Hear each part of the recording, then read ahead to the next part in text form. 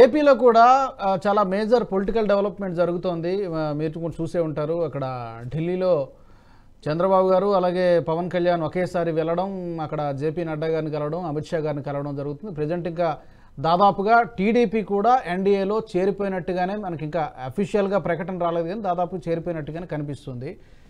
దీంతో ఈ కలవడం అనేది ఒక మేజర్ డెవలప్మెంట్ అవుతుందా? డెఫినెట్గా. ఎందుకంటే గత ఎన్నికల్లో పరిస్థితి మనం చూసాం. స్వీప్ అయిపోయింది, వారు వన్ సైడ్ అయిపోయింది. సో ఈసారి బీజేపీ ఎన్డీఏలోకి ఇప్పుడు ఈ మూడు కలిసి పోటీ చేయబోతున్నాయి. జనసేన, టీడీపీ, బీజేపీ అధికారిక ప్రకటనకి రావాల్సి ఉంది. ఎలాంటి చేంజెస్ మనం చూడొచ్చు? జగన్కి దాదాపుగా కొంచెం దారులు మూసుకుపోతున్నట్టు అనుకోవచ్చు. ఆంధ్రప్రదేశ్లో జరిగే పొత్తు ఖచ్చితంగా గేమ్ చేంజర్ అవుతుంది ఆంధ్రప్రదేశ్ పాలిటిక్స్ లో, నా దృష్టిలో. అందుకే చంద్రబాబు నాయుడు గారు ఆ విధంగా చాలా ఎన్నో రోజులు ఓపిక బట్టి లాస్ట్ మీటింగ్ ఫిబ్రవరి 7వ తేదీ జరిగింది అమిత్ షా గారితో. నిన్న మళ్ళా మార్చి 7వ తేదీ కలిశారు. Almost 1 month. ఇంత ఓపిక బట్టి కూడా వాళ్ళు డిక్లేర్ చేయకుండా ఇవన్నీ చేస్తున్నారంటే ఆయన కూడా క్యాల్కులేషన్స్ ఉంటాయి.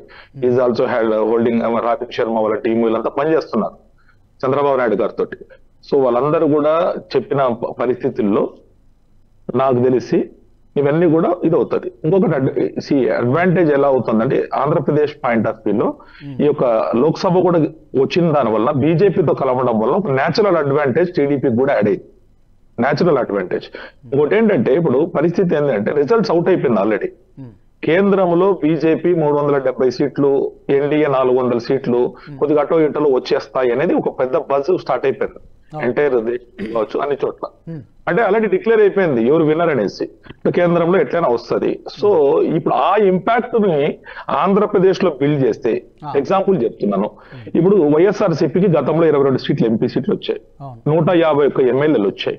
ఆంధ్రప్రదేశ్ కు ఏం చేయగలిగినారు చెప్పండి. అంటే నేను చెప్పేది, ఒకవేళ ఇంతకుముందు మేము మెడల్ వంచుతాము అని అనేవాళ్ళు కదా, నాకు ఇవ్వండి మేము మెడల్ వంచగలుగుతాం అనేసి. అలాంటి అవకాశం లేదు కదా. నేను అదే ఏం చెప్తున్నానంటే, ఇంతకుముందు కూడా చాలా మందికి చెప్పేవాడిని, మీరు వైసీపీకి ఓటేసి బీజేపీని అడుగుతారు ఎందుకు? బీజేపీ 0 ఆంధ్రప్రదేశ్ లో.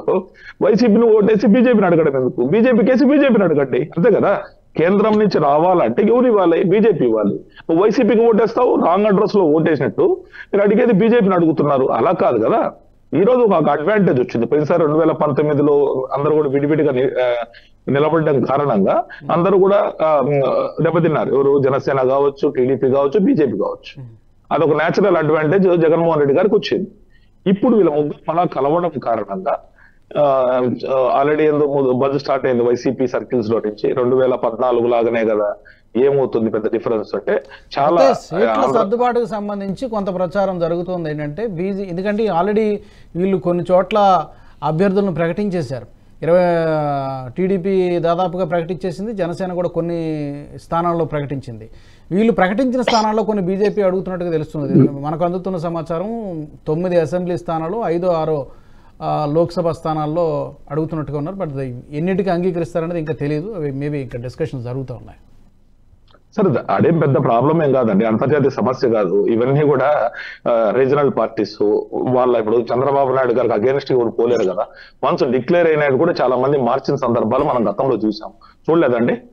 చెప్పండి. వాళ్ళకి ఏదో చెప్తారు, మీకు ఎమ్మెల్సీ ఇస్తాము, ఇంకొకటి ఇస్తాము, లేకపోతే మీకు ఫ్యూచర్ లో వీళ్ళు అకామిడేట్ కార్పొరేషన్ చైర్మన్ మన తెలంగాణ ఎలక్షన్స్ లో చూడలేదా? అనౌన్స్ అయిన సీట్లు కూడా ఇవ్వలేదు, కొంతమందికి మార్చినారా లేదా? సో రాజకీయాల్లో ఇవన్నీ మామూలండి, పట్టు విడుపులు. ఇంత దూరం వచ్చినాక ఖచ్చితంగా అలయన్స్ అయితే అవుతుందని నాకు అనిపిస్తుంది. ఖచ్చితంగా. ఎందుకంటే ఇంత డిస్కషన్ జరగదు, ఇంత దాకా లాగరు. ఒకవేళ అలయన్స్ ఉద్దేశం లేకపోతే అంత దాకా పిలవరుగా. డెఫినెట్ గా ఇప్పుడు అడ్జస్ట్మెంట్ అయిపోతుంది. పాయింట్ ఏంటంటే బీజేపీ నాకు తెలిసి పార్లమెంట్ సీట్లు ఎక్కువ పట్టుబడుతుందని విన్నాను. ఎందుకంటే బీజేపీకి నేచురల్ అడ్వాంటేజ్ ఉంటుంది కాబట్టి వీళ్ళ అసెంబ్లీ సీట్లలో. కాబట్టి అడ్జస్ట్మెంట్ చేసుకుని మాట్లాడుకుని ఇంత దాకా వచ్చినాక ఎట్లయినా అందరికి కూడా ఇది జీవన మరణ సమస్య అంటారు కదా. ప్రతి ఒక్కరికి కూడా ఇది ఒక ఇది అంటారు కదా, అవకాశవాద పొత్తు అనుకోవచ్చు, ఇంకోటి అనుకోవచ్చు. ప్రతి ఒక్కరికి అవసరం ఉంది. ఆ పాయింట్ లో ఖచ్చితంగా అందరూ కూడా పచ్చి అవుతారు, అడ్జస్ట్ అయిపోయి ఫైనల్ గా. నాకు తెలిసి ఈ రోజు నాకు వచ్చిన న్యూస్ ఏంటి అంటే, చంద్రబాబు నాయుడు గారికి ఏదో సెంటిమెంట్ ఉంది, అమావాస్యకు ముందు ఏదో చెప్పకూడదు అనేసి, అమావాస్య తర్వాత ఏదో డిక్లేర్ చేస్తారని నేను అనుకుంటున్నాను. కరెక్ట్. మేబీ ఈ వీడియో మీకు నచ్చినట్టయితే లైక్ చేయండి, 10 మందికి షేర్ చేయండి. అలాగే కామెంట్ల రూపంలో మీ అభిప్రాయాలను మాతో పంచుకోండి. Nationalist hub group of channels ను సబ్స్క్రైబ్ చేసుకుని తెలుగునాట జాతీయవాద జర్నలిజాన్ని ప్రోత్సహించండి. ఈ వీడియో కింద ఉన్న బెల్ ఐకాన్ పై క్లిక్ చేయడం మర్చిపోవద్దు.